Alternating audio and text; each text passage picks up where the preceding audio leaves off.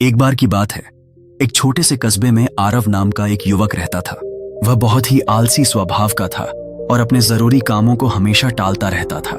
इसी आदत के कारण वह पढ़ाई में कभी अच्छा प्रदर्शन नहीं कर पाया। उसके माता पिता अक्सर उसे समझाते, बेटा समय बहुत कीमती होता है, जो वक्त आज चला गया वह कभी वापस नहीं आता। लेकिन आरव इन बातों को हल्के में लेता और सोचता, अभी तो बहुत समय है, बाद में कर लूंगा। समय बीतता गया और आगे की पढ़ाई के लिए आरव शहर चला गया। लेकिन उसकी आदतें नहीं बदली। वह पूरा दिन दोस्तों के साथ घूमता फिरता और मोबाइल पर बेवजह वीडियो देखता रहता। पढ़ाई उसकी प्राथमिकता ही नहीं थी।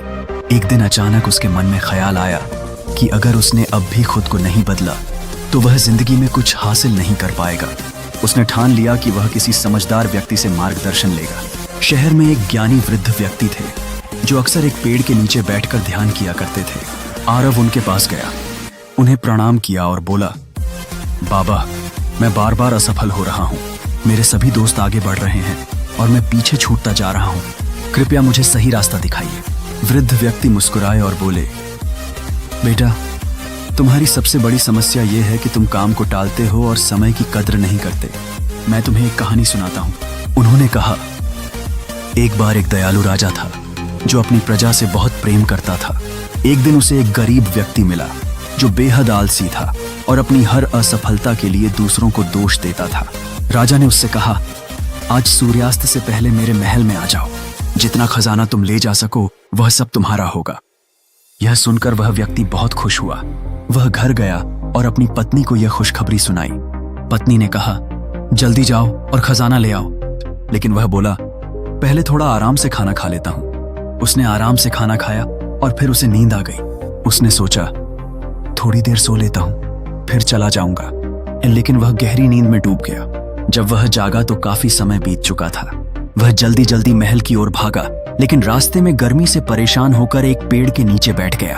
ठंडी हवा लगी और वह फिर से सो गया। इस बार जब उसकी आंख खुली तब तक शाम हो चुकी थी। वह दौड़ता हुआ महल पहुंचा, लेकिन तब तक सूरज डूब चुका था और महल के दरवाजे बंद हो चुके थे। उसने एक सुनहरा मौका खो दिया, सिर्फ अपनी आलस और टाल मटोल की आदत के कारण। कहानी खत्म करके वृद्ध व्यक्ति ने आरव की ओर देखा। अब आरव की आंखों में पछतावा था। उसे अपनी गलती समझ आ चुकी थी। उसने वृद्ध को धन्यवाद दिया और वहां से चला गया। उस दिन के बाद आरव ने अपनी आदतें बदल दी।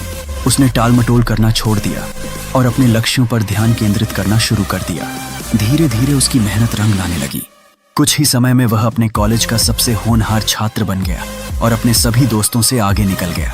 सीख, समय इस दुनिया की सबसे अनमोल संपत्ति है।